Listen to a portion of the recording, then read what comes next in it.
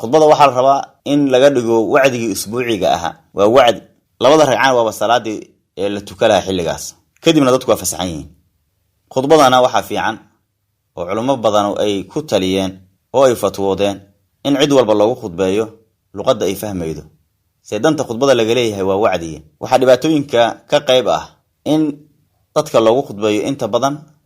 waxay saxbo ka fahmeenba iyo luqad ay saxbo ka aqoon waa luqadii carabiga ahayd dadka xaadiriinta dhamaantood waxa laga yaabaa inay khudbada luqadda ay ku baxay saxbo ka fahansaneen bal mararka qaar waxa laga yaabaa khatiibku laftirkiisa khudbaynahu inuu kitaab ka khudbayna ama warqad ka khudbayna waxa uu sheegayo ku khudbaynaana macnahooda xataa uu saaqoon kadibna markii khudbada laga baxo khatiibku inta istaago oo dadkiyo ilaahay uu kala fasaxay oo la kala diray uu yiraahdo walaalayaal suga kala taginina jooga si fadhiya uu yiraahdo ilaahayna wuxuu leeyahay fa idha qudiyatis salatu fantashiru fil ardi kala dareera ilaahay subhanahu wa ta'ala intii ilaahay dadka uu ku hayay oo dadka lagu waajibiyay inay ku dhageystaan oo ay xataa iyagu sheekaysan waad ka faa'iideysan weysay markii dadkii ilaahay uu fasaxana waad ka daba ordaysaa oo waad celinaysaa dad ilaahay fasaxay subhanahu wa ta'ala wa nasiib darra marka